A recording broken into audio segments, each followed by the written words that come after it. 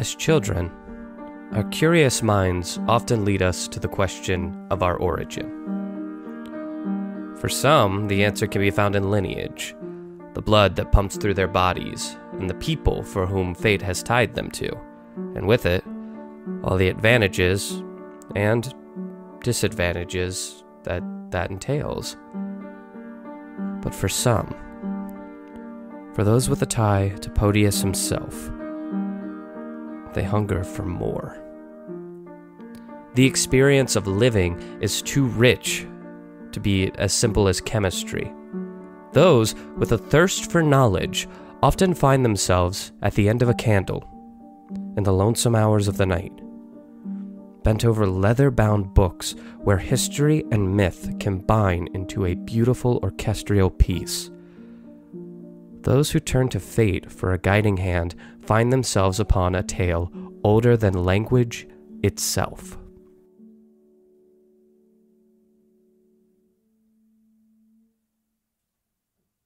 Before land beneath our feet, before sky above our head, long before fish swam in rivers or birds chirped in trees, there was but one absolute in all of the cosmos: time. Drifting aimlessly throughout nothing, between awakening existence and sleeping voids, there was time.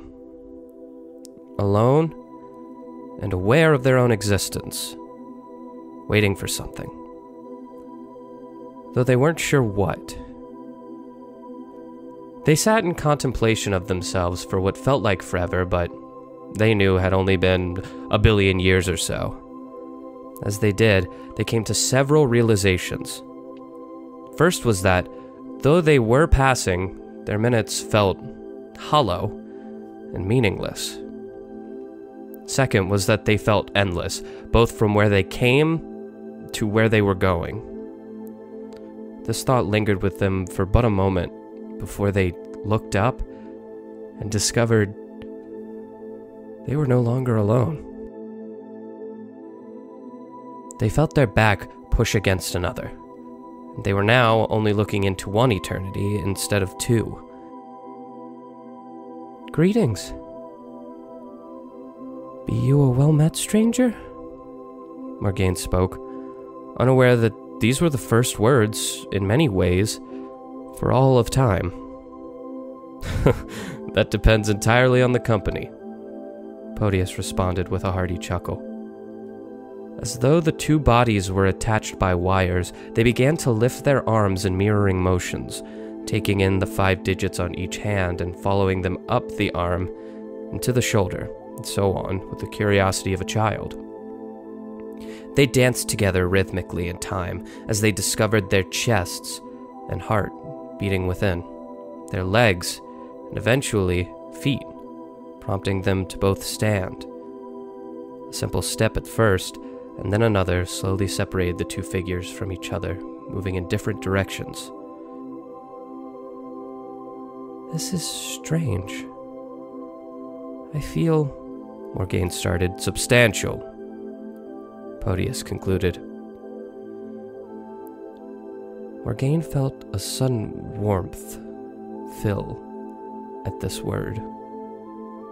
Yes, exactly, Morgaine let out. They attempted to turn to their companion, but they found they were unable. What's happening? Proteus, still mirroring, let their face fall to a melancholy. They had realized the same as Morgaine. We aren't meant to see each other, or face the direction of the opposite eternity, Proteus concluded. And why are you to assume that? Morgaine quickly barked back. There are so many possibilities. Who's to say that those don't include full companionship? Proteus sat for a moment as confusion spread across their brow. Possibilities. There's only what was, and how that has changed what is. The confused expression mirrored Morgaine. There was nothing of importance. There is only what is and how that affects what's to come. As the wounds caused by their separation began to heal, and their individualities began to take shape, their minds raced into two different directions as their mirrored step broke. Podius delved deeper in the past as Morgaine stopped, reaching into the cosmos to begin crafting out of the materials. Podius began to lose themselves in contemplation. They remembered being lonely. They remembered the eternity they had spent drifting endlessly between two eternities, both an ever-expanding nothingness, a prison with no walls. They remembered it all, and at once it all weighed on their physical form. They could feel it build on their chest. They were lost in the eternity of the past, lonely and aimless, until something passed their new form. An orb, covered in a reflective liquid surface. They saw behind them the back of a beautiful figure with delicate features who was gently placing a second orb in the air, almost as though being gentle not to allow it to break. This orb also having a shiny reflective surface, though not at all liquid. Podius saw Morgaine's soft glowing face. "As I said," Morgaine began, "so many possibilities." Their sharp, knowing smile gave Podius an unfamiliar feeling, one they decided to call hope. "What do you call this thing?" Podius responded. "So many questions," Morgaine stated with a grin. "It's your realm to rule, O great Asker. We shall call it Asker Realm, and you shall watch over it. It will provide you the company I know you must crave, and carve a past for you to explore, and, too, shall dictate the future I reside over. You shall provide me the company I crave through these creatures, for only what you study shall affect what I rule, and what you rule I shall study," Podius added. "And we will watch each other through the Asker realm, and through," Morgaine stuttered, attempting to come up with something for their own orb. "Hope," Podius added. "The moon Hope."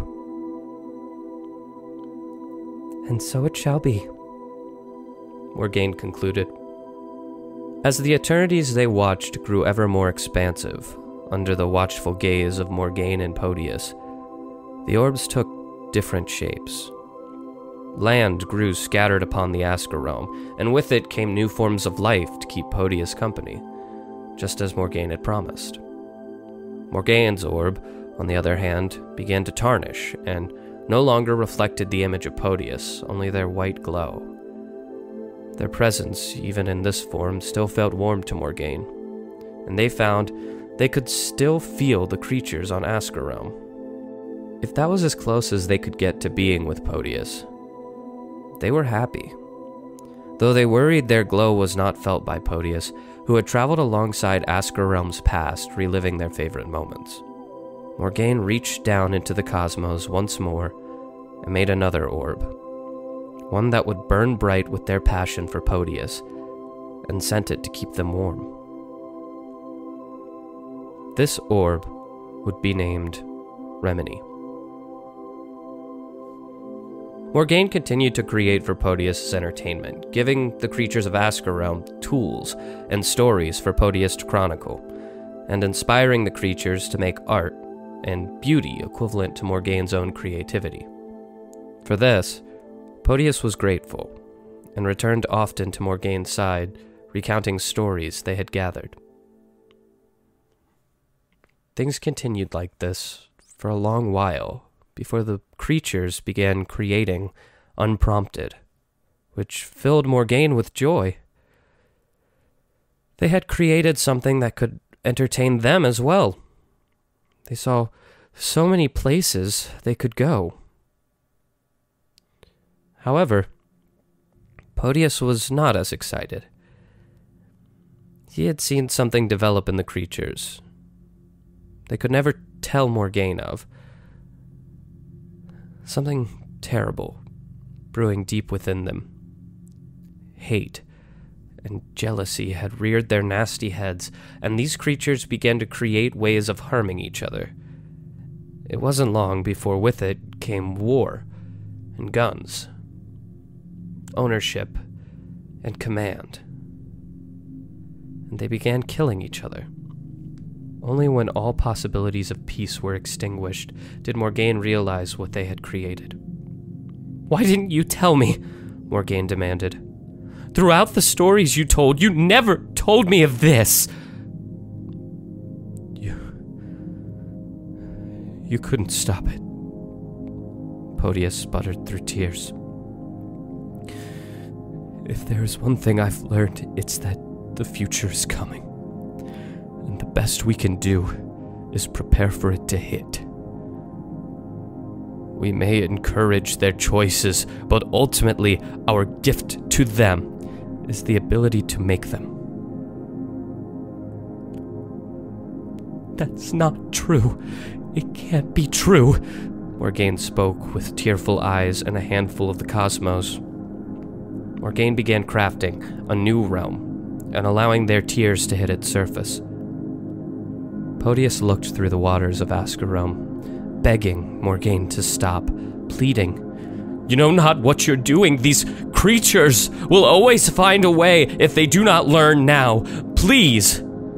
With each tear that fell from Morgaine's face, a doorway opened into the Asker realm. Doors in which Morgaine used to take the weapons that caused harm to their creatures, and they hid them away, and with it, hid the realm away from the creatures they loved the most. Unbeknownst to them, allowing a new energy to escape into the Asker realm from their tears. Magic, derived from their power of innovation and creation, to which the creatures of the Asker realm quickly used to demolish their opponents in battle, banish them to extinction. Morgaine fell to their knees, realizing what they had done. They looked to a future filled with darkness, and summoned their orb Remini. They once again reached into the cosmos and began weaving small threads from it, and attached it to the orb that once represented warmth and comfort. They sent it back to Podius, who watched as the woven strings attached to every creature on the Asker realm.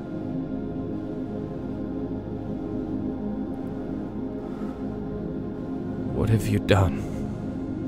asked Podius. "If death they crave, let me not keep them from it. They must be encouraged. These woven strings shall break if they prove themselves worth. If not, then they shall be pulled into Remini and fed to the flames," Morgaine answered.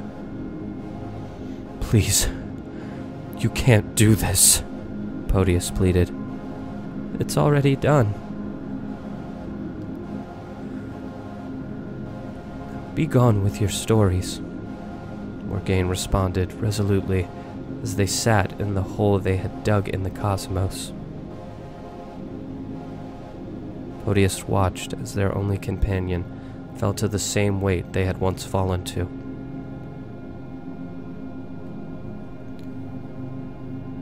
"I shall report back to you the tales of tomorrow, for it shall always come, and with it, opportunity for growth," Podius called back. With this, Morgaine lifted their head as they looked into eternity and confirmed Podius's words. "Please do," was all Morgaine said.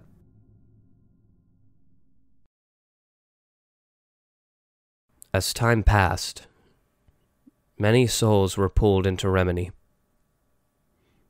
but many broke free from the strings as well. For those who broke free, they were reunited with Morgaine at the behest of Podius. And over time, Morgaine let the length of her woven strings grow, allowing for more time for the souls to break free. It is the responsibility of all of those in the Asker realm to lead a life that may one day guide us back to Morgaine in the hands of creation. Until then, Morgaine and Podius are locked away from us, at least for now. So where under Podius's watchful eye does that leave us? Where is it that Morgaine leads us? The Asker realm, long ridden with war and turmoil, now has found itself in a time of peace. That land, once stolen by savages, has been reclaimed under the Asker realm sky. The land has been divided into factions under the rule of our great king, Moroses. Each faction responsible for providing specific trade to the kingdom, ensuring that all are given equal resources. It is in one of those factions that we begin our story.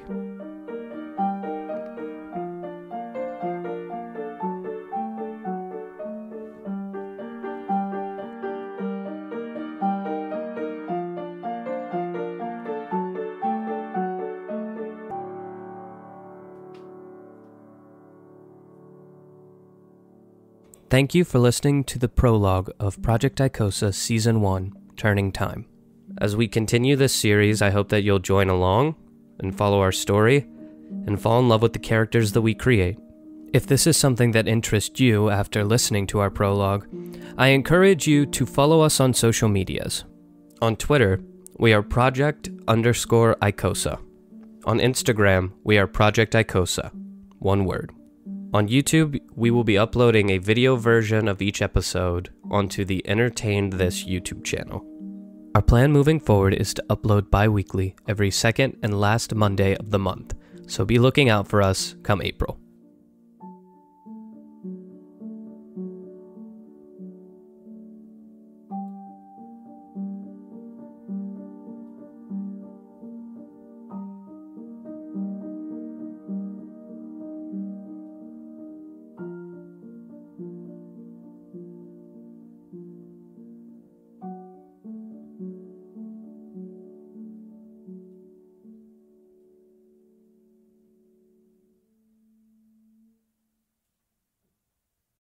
Greetings.